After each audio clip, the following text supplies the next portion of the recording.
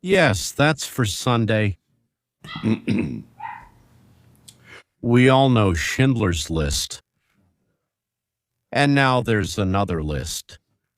The Medvedev list. How could threats from Russia to 11 countries change the architecture of European security? Sources: Ministry of Defense of the Russian Federation, Medusa, Prague Institute of Security Studies, Reuters, and Financial Times. April 15, 5:39 p.m. Moscow time, on the Telegram channel of the Russian Ministry of Defense. A message appears that will change the geopolitical map of Europe in just a few hours. 2 documents, 21 addresses in 11 countries. An ordinary administrative formality turns into a nuclear time bomb. We will talk about this and about how the former president of Russia, Dmitry Medvedev, whether drunk or just being clever, has practically announced the start of World War III. But we'll get to that later. We will also talk about a new era for Cuba, as announced by President Donald Trump. The day will soon come, he said, speaking Friday evening in the city of Phoenix, Arizona, before an audience of about 5,000 people a day that all honest Cubans have been waiting for 70 years. The day will soon come, a day that all honest Cubans have been waiting for 70 years. Another remarkable event is the split in the leadership of Iran. I think that in history textbooks. But someday this will be remembered as the time clever Trump wrapped the Persians around his little finger. As you know, Trump from time to time, completely disregarding reality during negotiations, makes statements like this. The representatives of Iran promised to hand over all the radioactive dust to us, meaning enriched uranium, of course, which the Iranians are not planning to hand over to anyone yet. Another statement was that Iran is opening the Strait of Hormuz and America until the Persians fulfill a bunch of humiliating conditions. Humiliating for them, we, the Americans, are not going to leave the Gulf at all. In Iran, the top leadership consists of 2 groups competing for power. One group is made up of politicians and administrators, those people who are professionally involved in running the state or have been elected. The second group is the officers of the Revolutionary Guard Corps. So the corps that protects the revolution knows that if power passes into someone else's hands, they will either have to flee Iran or they will be hanged from trees, possibly together with their families. The politicians, on the other hand, are busy negotiating their role with the Americans in the new Iranian government. In Iran, besides the corps, there is also the army, which is roughly equal in strength to the corps, maybe a bit smaller.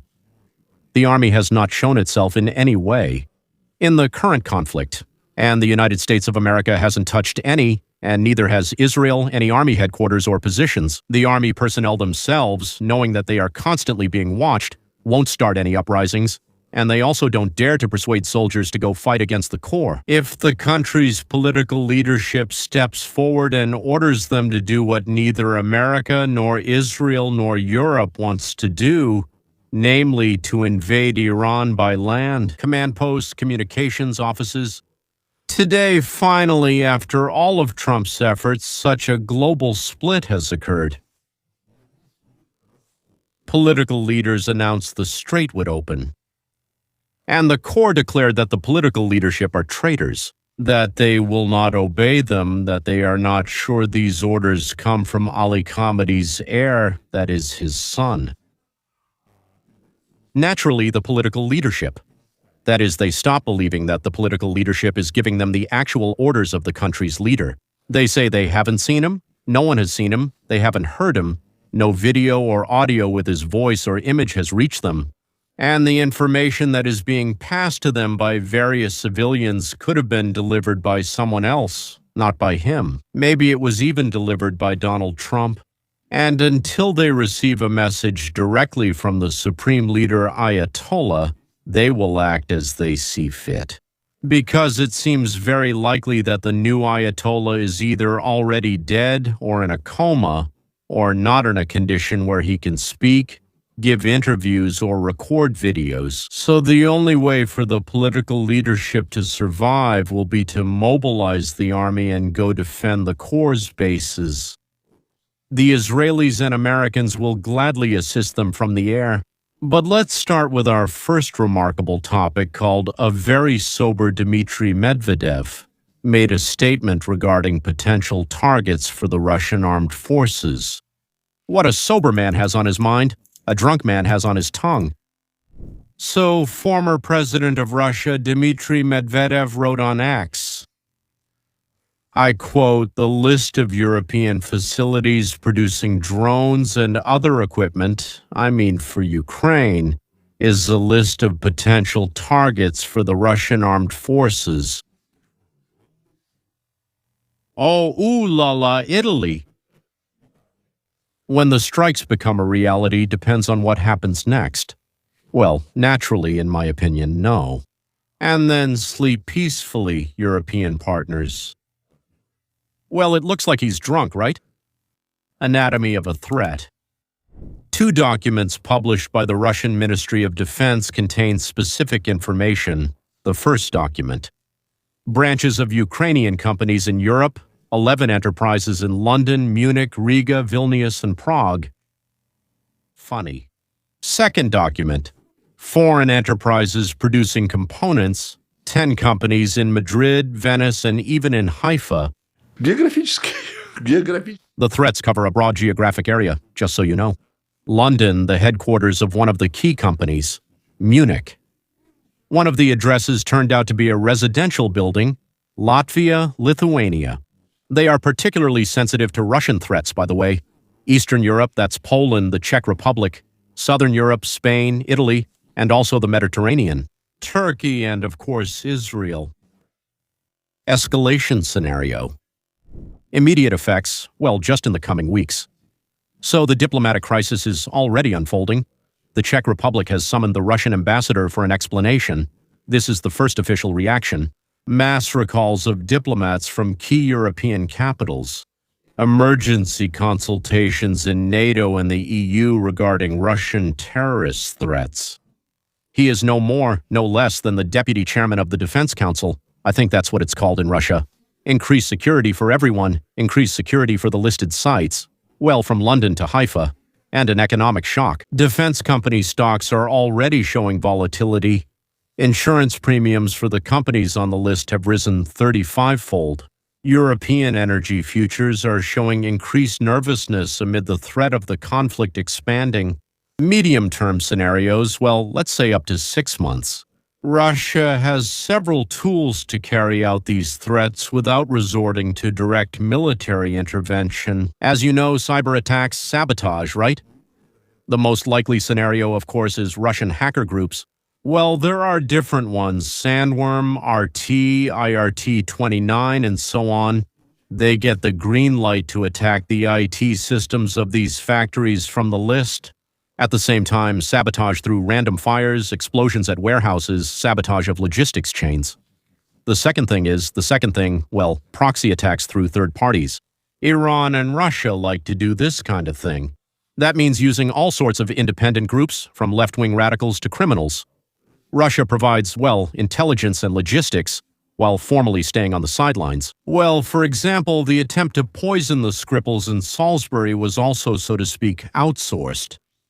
Now that means accidental firing.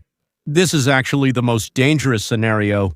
Accidental hits by Russian missiles on targets from the list during retaliatory strikes on Ukrainian targets. Well, of course, it's hard to believe, but still, someone might get hit. The Kremlin will refer to it as a technical error and express great regret. Now, Medvedev's list, these are not just threats. This is testing of the so-called NATO's so-called red lines. Russia is checking whether the alliance is ready to defend civilian facilities that are formally not military bases. The answer to this question will determine, well, let's put it this way, the future of European security. A new security architecture. Threats from Russia could radically change the doctrine of the North Atlantic Alliance.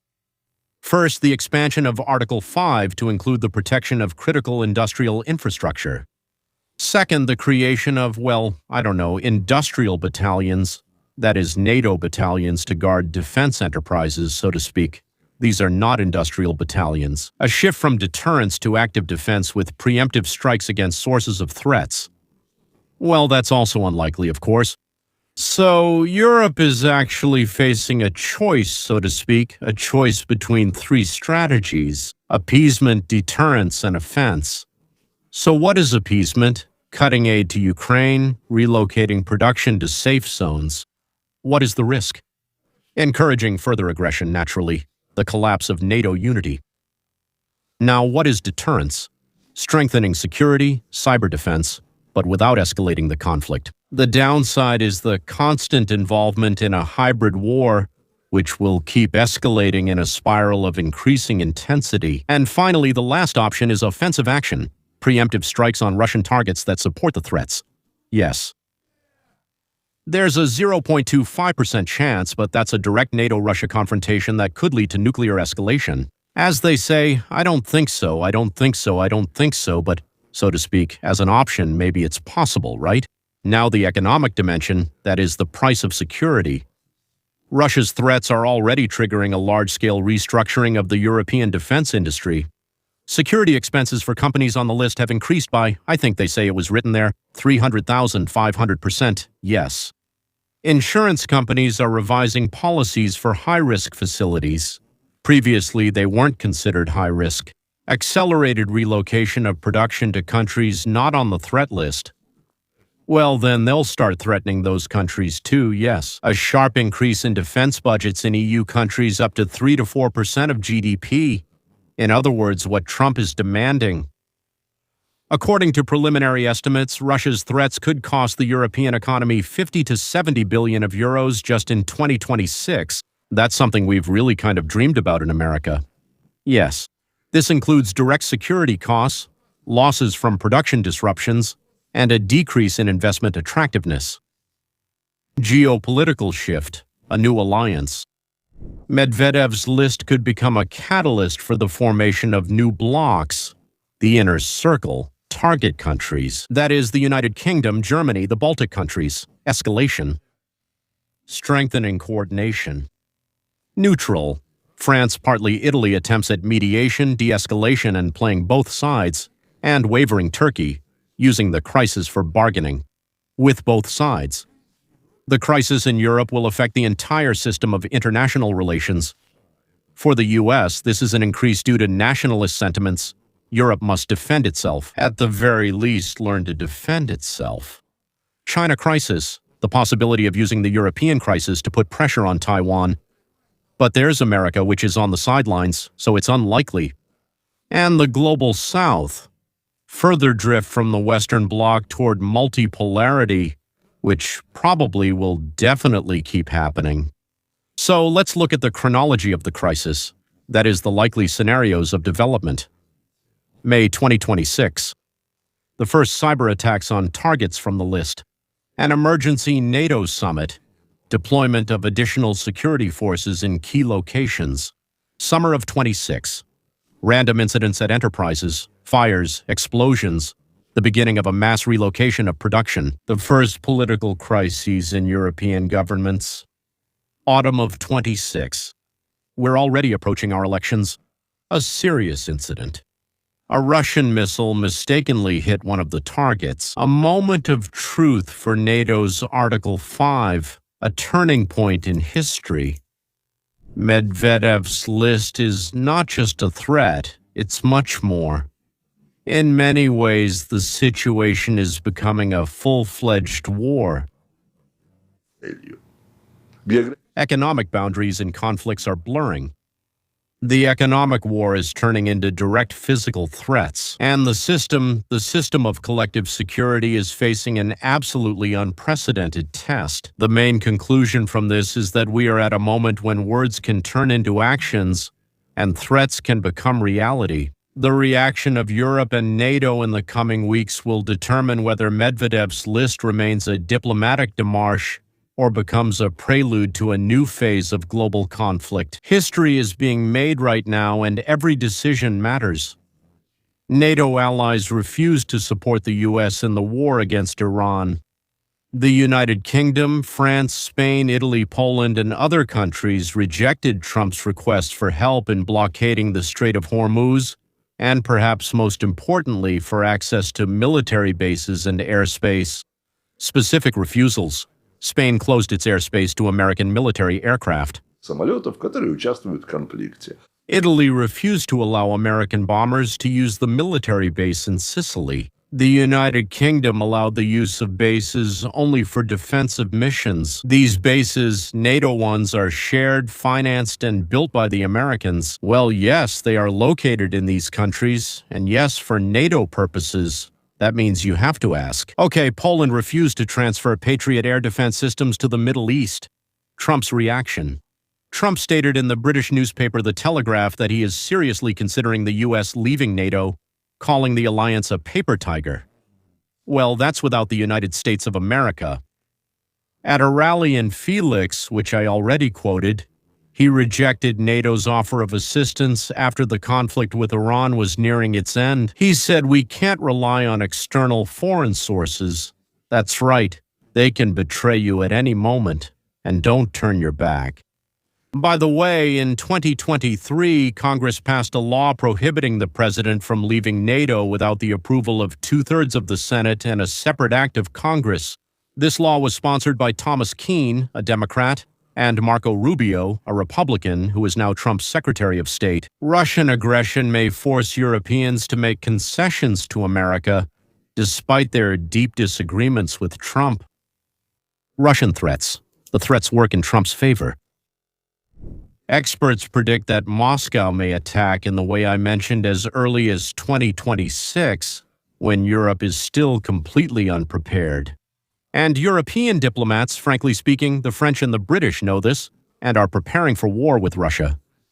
The Polish government is as well. Whether there will be panic in Europe depends on when Moscow attacks.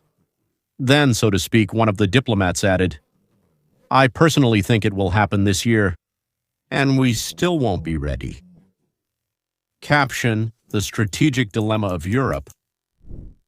The Strategic Dilemma of Europe. 3 painful choices. You know, I have to say it's just ridiculous.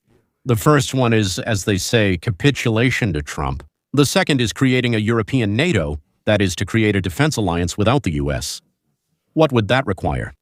At least 1 million in decades to replace American capabilities. And third, to be left without any protection at all. The U.S. leaves NATO and they just sit there and wait. Maybe they'll get lucky. Maybe they won't. As analyst Eugene Rumer writes, a transatlantic split before Europe builds up its conventional defense forces and solves the problem of nuclear deterrence without the American nuclear umbrella creates a window of opportunity for Putin. Critical dependence on the U.S. Europe suffers from excessive dependence on the U.S. in key areas. The ability to strike deep into enemy territory, intelligence, space capabilities, logistics, and integrated air defense. According to the analysis, Russia has almost 3 times as many air defense systems as the entire European Union. Europe uses 178 different types of weapons. Just so you understand, the U.S. uses 30. Without American heavy airlift, troops can't be quickly redeployed. In general, without America, they can't do anything right now. And for so many years, people tried to convince them, persuade them, intimidate them. Ничего страшного не произойдет. And now the danger has finally hit home. This means Russia is increasing threats to European targets. It's already happening, right? Trump is giving an ultimatum: support our operations, or guys, you're on your own for defense. And what will happen next? And European leaders, under public pressure, will be forced to choose between supporting America in all American initiatives or being left defenseless against Russia.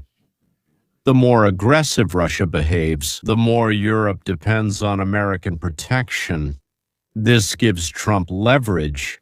If you want us to protect you, pay the full price. First, invest money in defense, your own defense, and second, take part in our wars. Even Trump's simple threats to leave NATO mean that the deterrent effect of Article 5 against Russia is basically no longer working, and it makes Putin more inclined. We don't know if he wants to, if he doesn't want to, if he can, if he can't. For now, he can't because he's stuck in Ukraine, but after that, who knows? Russian aggression could force Europeans to kneel before America. This creates a vicious circle. Russian threats, European fear, dependence on the U.S., American demands, which will lead to even greater Russian threats. Европейцы оказались Caught in the crossfire. For me, it's still completely ambiguous. They will choose to submit to Russia and practically become satellites of the Kremlin, or they will decide to support America and organize their own defense, and maybe in 10 years become independent enough to, let's say, pursue their own policy. While they are weak, they can't do that. They can't have their own policy if they can't defend themselves. Honestly, it's very hard to believe that they will go down that path.